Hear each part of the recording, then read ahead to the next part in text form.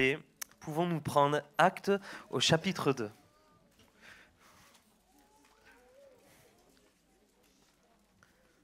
Ok. Actes au chapitre 2, en fait, la réalité, c'est que je ne peux pas passer à côté. On est quoi ce week-end? C'est le week-end de Pentecôte. Ok? Donc regardez ce que dit Actes 2, 1 à 6. Il dit, lorsqu'arriva le jour de la Pentecôte, ils étaient tous ensemble en un même lieu.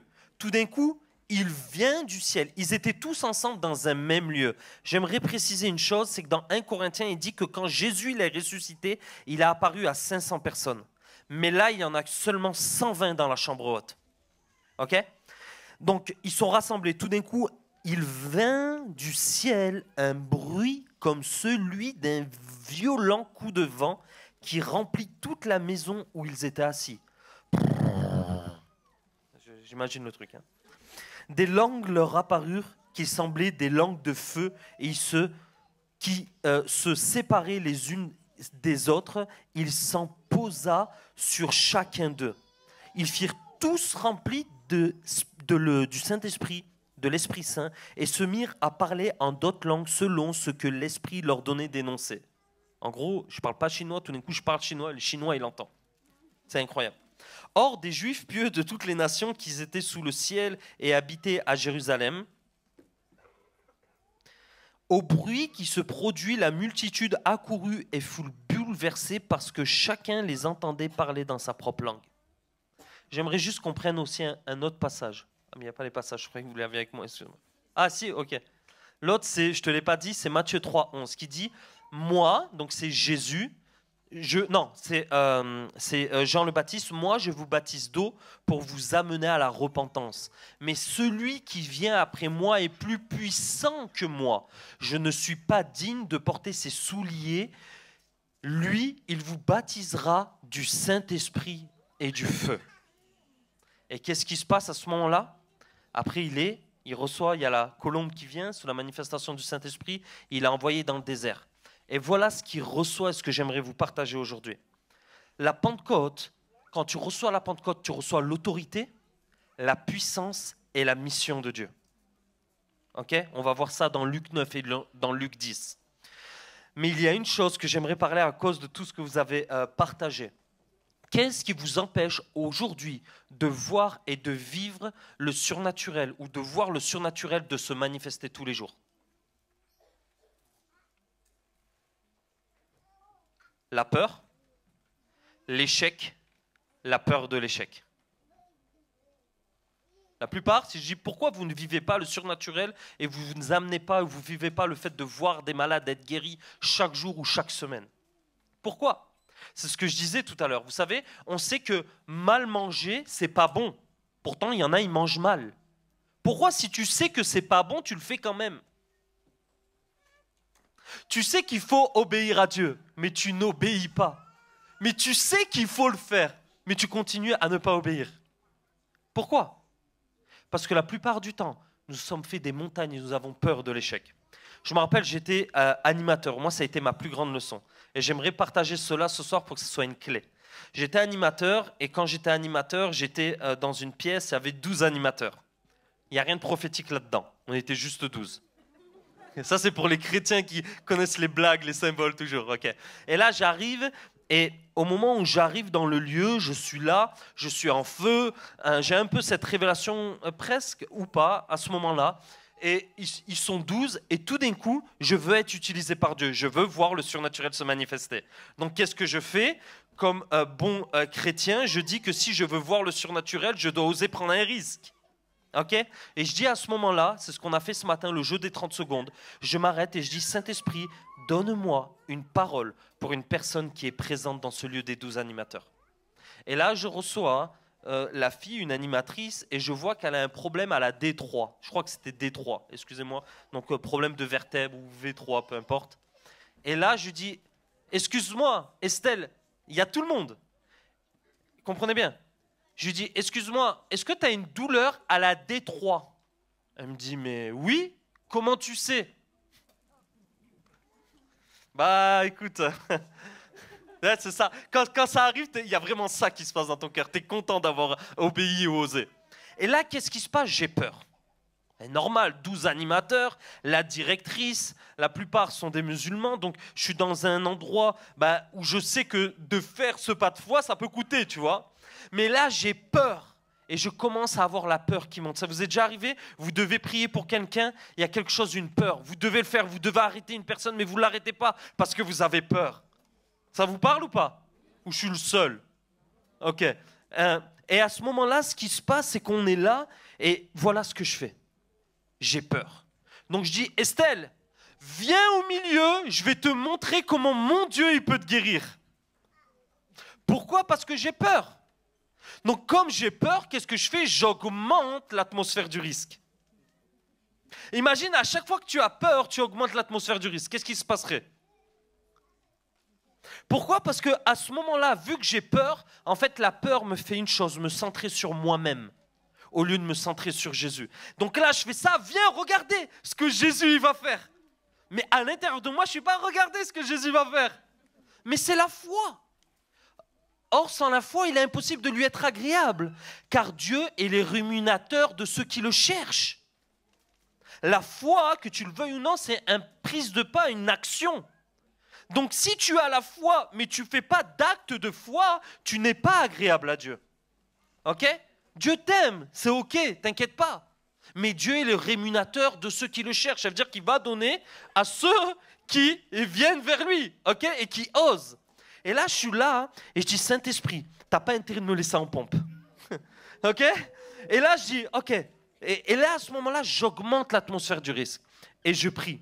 Et devant tout le monde, elle est guérie. La gloire de Dieu. Ça vient un lieu de gloire. C'est ce que j'aimerais que vous puissiez faire à votre travail. Osez faire cette chose-là. Et là, c'est la gloire. Et qu'est-ce qui se passe tout d'un coup? Je commence à prier pour tous les animateurs. Des problèmes de genoux guéris, des problèmes de coudes guéris, problèmes avec l'administration depuis plus de 2 ans, réglés en 1 semaine. Comme ça, boum, boum, je commence à prier la gloire de Dieu, je suis content. Le lendemain, je suis gonflé à bloc. Tu vois, tellement que je suis gonflé à bloc, limite, j'ai pas besoin de prendre mon temps de prière avec Dieu. Hein, c'est ce que je crois, parce que je suis gonflé à bloc. Et là, j'arrive à l'école, je suis content, gonflé à bloc. Et là, je vois au loin un animateur avec des béquilles. Qu'est-ce que je fais? Ah, je vais me jeter sur lui. C'est bon, j'ai mon prochain. Et là, j'arrive, les 12 animateurs. Et au moment où il y a les 12 animateurs, qu'est-ce que je fais? Je fais la même chose. La veille, j'ai osé faire quelque chose, mais le lendemain, je n'étais plus attentif au Saint-Esprit. J'ai voulu produire quelque chose, ok? Et c'est ok, des fois on peut le faire, et Dieu guérit. Mais à ce moment-là, j'ai réuni les 12, je le mets sur une chaise, il a un problème, une grosse botte, je lui enlève la grosse botte, j'ai la foi. Tu comprends, la veille, c'était la gloire de Dieu. Je prie 1 fois, il ne se passe rien. Je prie 2 fois, il ne se passe rien. Je prie 3 fois, il ne se passe rien. 4, 5, 6, il ne se passe rien. Je fais, bon, je vais quand même essayer une 7e fois. Et là, à ce moment-là, il ne se passe rien du tout. Et voilà l'enseignement que j'aimerais vous dire. Quand j'échoue, je le fais grandement.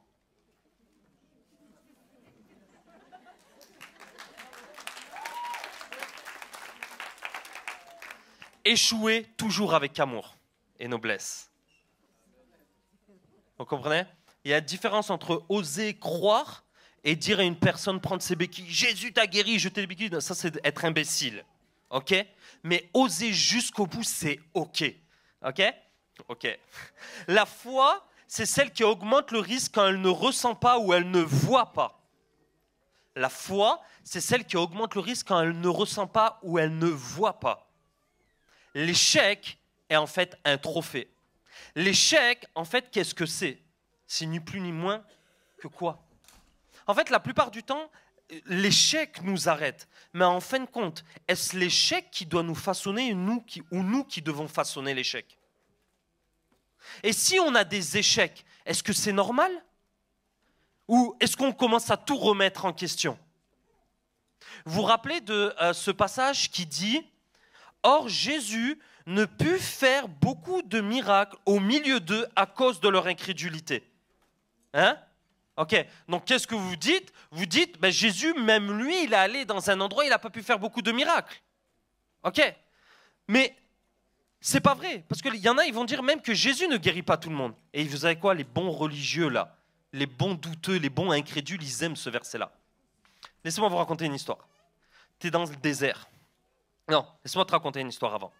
Si je te vends maintenant cette bouteille 50 €, qui l'achète? Qui achète cette bouteille? Personne. Pourquoi? Parce que ça ne vaut pas sa valeur. Maintenant, tu es dans le désert. Ça fait 3 jours que tu n'as plus d'eau, que tu n'as plus rien. J'arrive comme ça, je passe avec mon scooter, je dis hey, c'est 50 € la bouteille. Qui l'achète?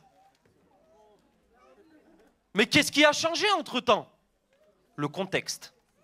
Quand Jésus dit qu'il n'a pas pu faire beaucoup de miracles, il ne dit pas que quand il a prié à cause de leur incrédulité, les gens n'ont pas été guéris. C'est pas ça qu'elle dit la Bible. Regardez comme c'est puissant. Il allait dans un village, ils étaient 1000 personnes. Ça, c'est moi qui l'invente, pour vous donner le contexte. Quand il arrive dans ce village, qu'ils étaient 1000 personnes, seulement 100 se sont présentés à Jésus. Les 100 ont été guéris, mais les autres, à cause de leur incrédulité, n'ont pas été guéris. Tu changes le contexte, tu changes l'histoire, tu changes la doctrine. Jésus veut guérir tout le monde. Et ce n'est pas parce que tu as un échec que tu dois t'arrêter. Ce n'est pas parce que tu as un échec dans ta vie que tu dois tout remettre en question. Vous savez, des fois, j'ai des échecs, notamment dans des soirées. Ça m'est arrivé il y a quelques mois où j'étais peanuts, j'ai prié pour des gens, rien du tout. Le soir, je suis rentré, je me suis pris, mais ma foi a été touchée. Je dis, oh là là, qu'est-ce que je fais? Je remets en cause? Ben non, en fait, mon ministère, c'est pas vrai. En fait, ce que Dieu m'appelle à faire, non, mais je vais pas continuer. Non, le lendemain matin, vous savez ce que j'ai fait? J'étais touché dans ma foi. J'ai pris la parole de Dieu, parce que j'ai enseigné dans un endroit. J'ai enseigné la parole de Dieu. Et par la foi, j'ai déclaré, j'ai continué à faire le ministère de guérison. Et vous savez ce qui s'est passé? Il y a eu des guérisons. Mais j'aimerais vraiment qu'on puisse saisir cela. La plupart de ces choses, et là, vous voyez, quand on sort et on active les gens, en fait, je réalise que la plupart, en fait, ont peur d'aller à l'extérieur. Et on se dit, Christ a payé le prix pour nous, la Pentecôte, les amis. Vous savez, le prix et la valeur qu'a la Pentecôte pour nous, l'Esprit, celui-là qui a ressuscité Jésus d'entre les morts, vit en toi. Il veut t'utiliser pour faire les mêmes œuvres que Jésus. Le Saint des Saints, le Roi de gloire. Celui qui s'est dépouillé lui-même du trône pour venir sur la terre et nous montrer comment on devait faire. Il vit en nous. Mais nous, on le laisse dans l'église. Alors que Dieu t'a donné une mission. Il t'a donné l'autorité, il t'a donné la puissance et il t'a donné la mission. Et j'aimerais parler de cela. Qu'est-ce que c'est l'autorité? J'aimerais donner une image. L'autorité est comme un policier. Vous savez, un policier, imaginez, il est là, il est dans sa voiture, et tout d'un coup, on commence à l'appeler, et on dit... oh, allô, Alpha, ici Charlie, ok, ça se passe bien pour toi? Ouais, ça se passe bien, il raccroche. Et tout d'un coup, il voit un cambrioleur sortir d'une maison. Qu'est-ce qu'il fait à votre avis? Il va l'arrêter? Ou il fait, Alpha, ici Charlie? Oui, Charlie, dis-moi Alpha. Ben, en fait, je viens de voir un cambrioleur sortir. Je voulais savoir si j'avais la permission de l'arrêter parce qu'il vient de cambrioler quand même. Vous allez me dire, mais Lucas, t'es débile ou quoi? Vrai ou pas? Combien de fois vous avez vu des personnes malades et vous avez demandé si c'était la volonté de Dieu de les guérir? Allô? Combien de fois? Et même si au moment où il sort, pourquoi? Parce que le policier, il a reçu l'uniforme. Je crache, je poustillonne. Ça, c'est pas l'onction, ça. Il croit que c'est l'onction. Ne vous approchez pas parce que c'est pas bon là pour vous. Jésus. J'ai beaucoup parlé aujourd'hui. Il faut que je me recharge. Mais je me recharge en prêchant. C'est ça que j'aime bien. Et là, qu'est-ce qui se passe?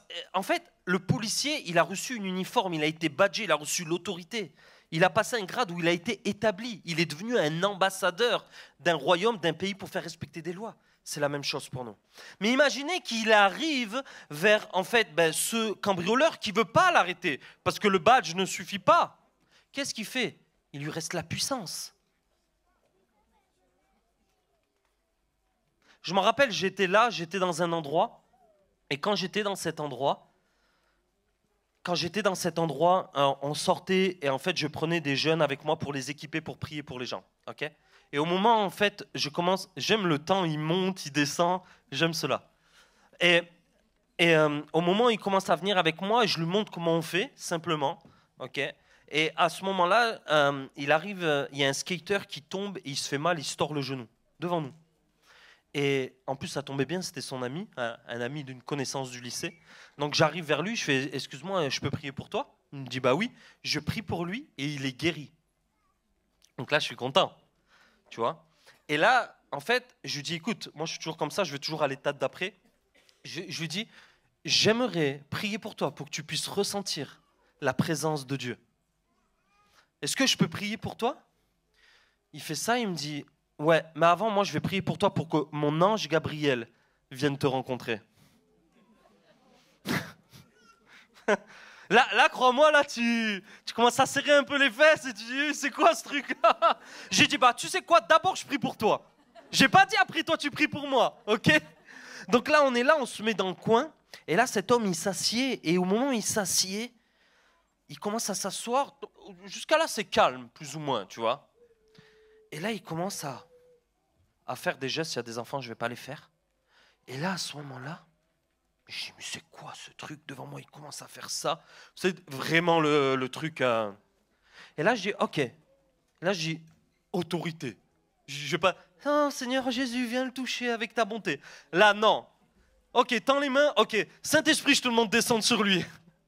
Pas de compassion, mais c'est venu tellement me chercher, je ne m'y attendais pas. Et c'est comme si tout d'un coup, tout autour de moi, le monde spirituel changeait. Et j'étais au milieu de quelque chose, je ne m'y attendais pas. J'ai vécu encore une fois une première confrontation. Vous savez, quand on vit, on ne voit pas des malades guéris ou qu'on délivre des personnes. Il se peut qu'au début, on ait un peu challengé et ça vient nous retrancher dans les domaines de notre vie peut-être qui ne sont pas guéris. Vous comprenez? Et moi, ce que j'aime, c'est voir les gens, je les sors. Des fois, ils se sentent mal. Au moins, on sait quel est le problème, où est le problème.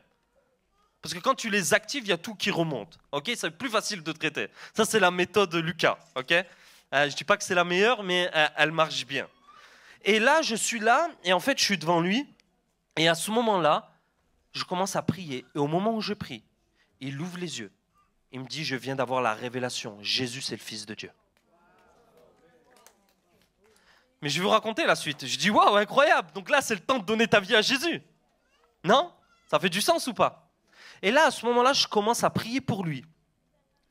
Je vais pour prier pour lui. Je lui dis, est-ce que tu veux donner ta vie à Jésus? Et en fait, il me dit, non, je ne peux pas. Je fais, pourquoi? Il me dit, parce qu'en fait, je suis un chasseur d'âmes et mon rôle à moi, c'est de faire passer les âmes dans l'au-delà. Et le prix pour cela, c'est l'insomnie. Je dis, écoute, moi j'en connais un, c'est gratuit, tu peux dormir toute la vie. Et malheureusement, il n'a pas donné sa vie à Jésus. Mais ce jour-là, j'ai dû prendre autorité. Et j'ai réalisé une chose. Quand tu réalises ton autorité, peu importe où tu es, tu peux être bousculé après. Parce qu'après, c'est vrai que les 3 jours qui sont passés, j'ai été un peu bousculé. Ok, je vais être franc ce soir.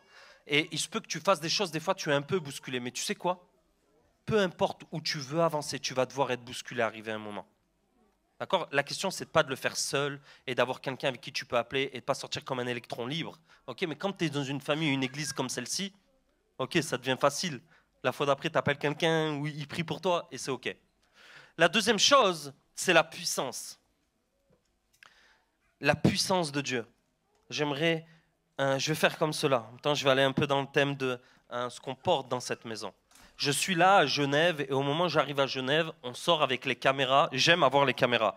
J'aime aider les gens à montrer comment c'est simple. D'ailleurs, on l'a fait cet après-midi. J'ai fait des exemples pratiques et c'est pour ça que Coralie, en fait, elle a réussi en fait à trouver le pont avec les musulmans parce qu'elle m'a dit je t'ai vu faire et du coup j'ai réalisé qu'en fait il fallait que je trouve un pont. Vous savez, des fois, vous voyez un chien qui passe, vous dites ah il est beau le chien, vous voyez. Et quand il passe le chien, même s'il n'est pas beau, c'est pas grave.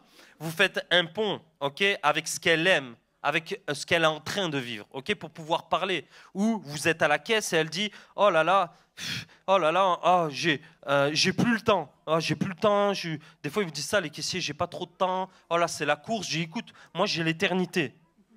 Et tu rigoles, mais en fait tu utilises un mot qui va faire un pont, qui va pouvoir amener l'évangile.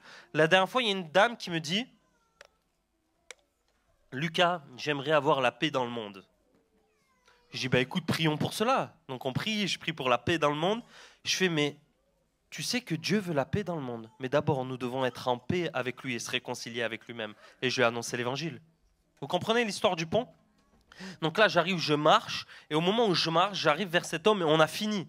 Et je cherche mon retour, pourquoi? Parce qu'on est en Suisse, moi ma caméra c'est en live stream, c'est en direct live. Le mec qui est avec moi, il n'a pas l'habitude d'aller en Suisse, il ne faut pas qu'il allume le portable parce que c'est trop cher, vous connaissez ça. Tu prends une grosse... ça nous est tous arrivé. Et donc il n'allume pas, donc on doit se débrouiller. Et là, je rencontre une personne, je dis excuse-moi, il me dit oui. Je lui dis, on cherche le chemin retour, la COP et tout, c'est où et tout. Il nous dit là-bas, là-bas, là-bas, là-bas. Et là, je me dis, bon, mais je vais profiter pour ce temps-là, ok, pour lui demander s'il a une douleur quelque part. Simple, je lui dis, est-ce que tu as une douleur quelque part? Et là, il me dit, oui, j'ai le cœur cassé. On ne me l'avait jamais fait, celle-là. Le cœur cassé, le corps cassé, ouais, mais le cœur cassé. Je dis, ok. Et là, il commence à m'ouvrir son cœur. Comme quoi il a perdu, en fait, pas perdu, il s'est séparé, il vient d'un divorce, donc il s'est séparé avec son épouse. Les parents et les enfants se sont séparés de lui, il ne les voit plus. Et en fait, il était dans ce moment-là. Mais je ne le savais pas, mais en fait, il voulait donner fin à sa vie. Okay, et il arrive, on commence à parler, et je dis, waouh, comment tu veux que j'amène quelqu'un qui a le cœur cassé à être réconcilié et réparé avec Jésus? Comment tu veux que je fasse? C'est la question que je te pose. Qu'est-ce que toi, t'aurais fait? Il répare les cœurs brisés, ok, comment on fait? Tu pries, ok. Vous avez déjà prié pour un cœur brisé? Il faut aller plus profond que ça, hein. Et là, j'ai fait une année merveilleuse que je vous encourage de faire l'année prochaine. C'est Ésaïe 61, la pratique. Donc là, je me suis dit, je vais lui voler les outils à Sandra et je vais l'amener à la... Il faut que je me débrouille, j'ai pas le temps, là, j'ai pas le temps de réfléchir. Je suis ok. Et il me dit, regardez ce qu'il me dit. Il me dit, je dois fuir loin de ma famille et mes enfants. Moi, je sais que c'est un mensonge, parce que je connais la parole de Dieu. Ok? Donc, qu'est-ce que je lui fais? Ferme les yeux, on va demander à Jésus. Simple ou pas? Je ferme les yeux, je fais répète après moi. Jésus, Jésus, est-ce une vérité ou un mensonge que je dois partir loin de ma famille? Et là, il est comme ça. Il ouvre les yeux. Il commence à fondre en larmes. Et il dit stop, stop, stop, stop, stop. Jésus était en train de toucher profondément son cœur. Je lui ai partagé l'évangile, il a donné sa vie à Jésus. Pourquoi, les amis? Parce que nous avons reçu la puissance du Saint-Esprit. Si on lui demande de l'aide, il est bon, généreux, de venir en temps et de nous aider. Amen. Et la troisième des choses, une fois d'avoir reçu l'autorité et la puissance, j'ai réalisé une chose. Ceux qui ont le plus d'onction, c'est ceux qui répondent à la mission que Jésus nous a donnée. J'ai essayé de répondre à ma propre mission, de faire mes propres trucs, et il y avait moins d'onction. Mes propres projets, il y avait moins d'onction. Mais quand j'ai commencé à m'aligner à la mission de Jésus, qui est de, vous avez reçu l'autorité, la puissance, allez guérir, prêcher. Et il dit ceci, en plus de la mission, il dit, allez et chercher et trouver l'homme de paix. L'homme de paix, c'est l'homme digne. C'est l'homme, moi j'aime l'appeler comme ça, c'est celui qui va nous permettre de faire rentrer l'évangile dans une ville, dans une famille, dans son village. En fait, l'homme de paix, c'est une porte qui va permettre en fait, de pouvoir rentrer l'évangile. Il va dire, même dans Luc 9, Luc 10, rentrez dans sa maison, mangez, buvez, annoncez l'évangile, guérissez-les. Ok ? Et en fait, j'ai remarqué que quand je recevais une mission, notamment j'étais l'année dernière à Paris, j'avais reçu une mission. Écoutez, je ne savais pas au début. On m'a dit, Lucas, il faut que tu ailles prêcher. Donc l'église, elle se passait à la Courneuve. Et ils me disent, Lucas, il faut que tu ailles prêcher. Donc moi, qu'est-ce que je fais? Je pointe les rues les plus près de la Courneuve. Il faut aller à la Courneuve. Je fais plusieurs sorties. Et en fait, au moment où je fais la sortie, j'arrive là-bas. Là ce n'est pas juste le chrétien normal, là, c'est l'évangéliste. J'arrive là-bas, et c'est extraordinaire. On envoie les gens guérir les malades et on fait un service de guérison en pleine rue. Et là, les témoignages, ils affusent et on commence à témoigner, à annoncer l'évangile. Les musulmans, ils viennent à Jésus. La gloire sur plusieurs temps, comme ça, extraordinaire. Mais avant que j'y aille, les pasteurs et les leaders de là-bas, ils m'ont dit, Lucas, il ne faut pas que tu ailles là-bas. Je fais, pourquoi? Il m'a dit, parce que là-bas, c'est le quartier des frères musulmans. C'est le quartier, le QG des frères musulmans. Tu vas là-bas, mais t'es fou. Et je dis, mais c'est quoi le problème? C'est quoi le problème? C'est votre peur. Moi, je n'ai pas peur. Et même mes potes, mes évangélistes, qui sont vraiment des tarés de là-bas, ils me disent, Lucas, il ne faut pas que tu ailles là-bas. C'est des fous. Ça vole, ça te prend dans la voiture, ça te... Je fais, ok, là, tu es en train de m'exciter encore plus. Donc, qu'est-ce que je fais? Je suis allé là-bas, j'ai annoncé l'évangile. Vous savez quoi? Il n'y a rien eu. Parce que quand tu prends autorité, quand tu prends la puissance de Dieu et tu commences à aller dans la mission comme elle nous dit, la Bible, Les amis, il se peut que je puisse être enlevé, c'est déjà arrivé à des personnes. Mais la réalité, c'est que quand tu rentres dans cette mission d'aller sur des terres, sur des territoires et d'être envoyé, c'est ça que j'ai réalisé. Je peux partir moi-même dans une mission, c'est bien. Mais quand un mandataire ou quelqu'un me mandate qui a plus d'autorité que moi sur un territoire et sur un endroit, il y a une onction spéciale qui vraiment brise les jougs. Et je me suis rendu compte, en fait, c'est le modèle de Jésus. Qu'est-ce qu'il a fait? Il a pris les 12, il leur a donné l'autorité, puissance. Il a dit, allez. Après, il a fait pareil avec les 70. Il a dit, je vous envoie où moi-même je dois aller. T'imagines? Jésus les envoie où lui-même doit aller. Le mec, il est généreux quand même. Imagine. Je vous envoie au Gospel Center Savoie et je vous donne le micro pour que vous puissiez enseigner. Tu vois? Il faut qu'il passe par des étapes avant. Ok? Mais moi, c'est ça. Mais Jésus, lui, il le fait différemment. On sait qu'il faut des étapes. Tu vois, ça, c'est le. Mais Jésus les envoie, il les a bien formés, il les envoie où lui-même doit aller. T'imagines? Imagine là, je suis invité sur un stade de 100 000 personnes. Ok? Un truc comme ça peut être cool. Franchement, de prêcher devant 100 000 personnes, la plupart qui sont. C'est pas le rêve, mais ça peut être fun. Et j'arrive et je dis, non, tu sais quoi? Je vais te donner le micro, je vais te donner ma place, Sacha, vas-y à ma place. Wow. C'est normal en fait. Hein? Okay? Mais vous voyez le privilège de Jésus? Il leur donne ce privilège-là. Donc, obéis en dehors de la mission, moins d'onction. Obéis à ta mission, moins d'onction. Obéis à son projet, à sa mission, à sa volonté, plus d'onction. Et voilà ce que j'aimerais faire maintenant. J'aimerais qu'on puisse prendre ce temps. Nous sommes à Pentecôte. À Pentecôte, je crois que on doit réaligner, je crois qu'on doit faire une nouvelle alliance avec Dieu. L'alliance que lui, il a prévue pour nous. Le fait de devenir ses témoins, parce qu'il a dit quand nous recevrons cet esprit, nous serons des témoins. À Jérusalem, en Judée, en Samarie et jusqu'au... Est-ce que nous le sommes aujourd'hui? Est-ce que nous sommes témoins dans l'autorité, la puissance, le fait de prêcher, guérir les malades? Est-ce que nous sommes témoins dans le fait que nos vies sont des vases d'honneur pour Dieu? Est-ce qu'il n'y a pas encore des trucs dans notre vie qui font qu'en fait on ne peut pas prêcher l'évangile? En fait tu peux, mais quand tu le prêches, tu sais que tu es discrédité. Parce qu'il y a des choses à l'intérieur de toi qui doivent être nettoyées. Vous êtes venus dans la bonne maison. C'est la maison du nettoyage. Ok? Donc voilà ce que j'aimerais faire. J'aimerais qu'on prenne un temps. Il est déjà 18h, il me reste 10 minutes. Mais j'aimerais qu'on prenne un temps, qu'on puisse se lever. Peut-être là, on peut avoir un petit moment. Non, vous voyez ça? Juste si vous pouvez le lever, tout le monde, s'il vous plaît. Voilà ce qu'on va faire. On a à cœur ce soir de prendre la Sainte Seine. Ok? On a à cœur de prendre la Sainte Seine. Hein? Et dans cette Sainte Seine-là, de le faire en famille, donc votre propre famille, mais aussi d'intégrer quelqu'un. Hein? Dans la chambre haute, ils étaient 120, nous sommes une famille ensemble. Et l'idée, c'est que dans cette Sainte Seine, donc on prend le pain, le vin, après il va partager à propos de cela brièvement pour savoir ce que c'est, qu'est-ce que c'est prendre le pain et le vin. Mais ne prenez pas le vin. Et la crainte que quand vous prenez le vin, il y a des choses dans votre vie que vous savez qu'il faut changer, mais que vous ne changez pas.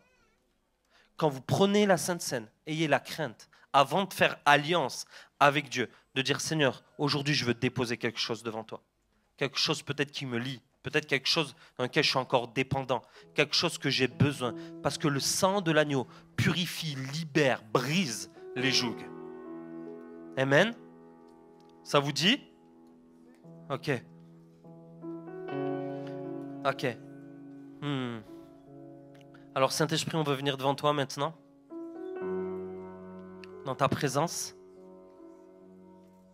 S'il y en a qui veulent confesser des péchés en ce moment, je suis vraiment sur ça. Je réalise quand je lis Jacques, Galates, il est dit que parmi vous, il ne soit même pas mentionné l'abus de spirituel, la sexualité, toutes diverses choses qui ne rendent pas gloire à Dieu. Il dit que parmi vous, il ne soit même pas mentionné. Ça ne veut pas dire qu'on ne doit pas le mentionner. C'est que en tant qu'Église, on doit arriver à un point où ces choses doivent être une absurdité pour nous. Les choses qu'on doit abandonner, on doit les abandonner. Parce que vous pouvez recevoir l'autorité et la puissance de Dieu. Et croyez-moi, vous pouvez même voir des miracles et des guérisons. Mais vous pouvez avoir un gros trou dans votre vie. Et l'ennemi, il viendra toujours vous chercher dans ce trou-là.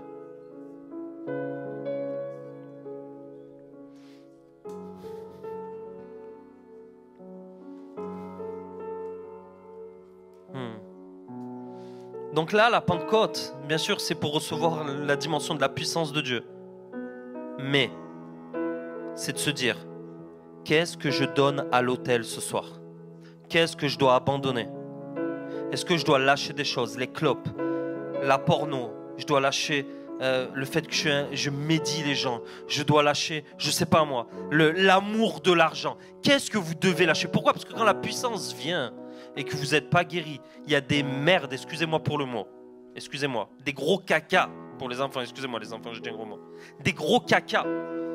Et ces gros caca, ils vont toujours puer toute votre vie. Donc si vous voulez, vous pouvez vous avancer et avant de prendre la Sainte Seine, de faire cette démarche devant Dieu. Et on va prendre quelques minutes.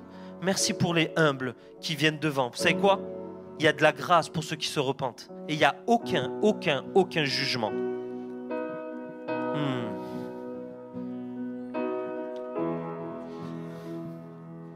Mes amis, dites, Jésus, j'en ai marre de cette vie-là. C'est pas la vie que tu as prévue pour moi.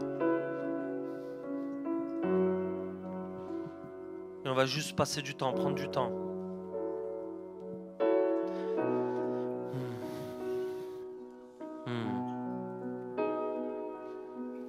Il n'y a pas de prière parfaite.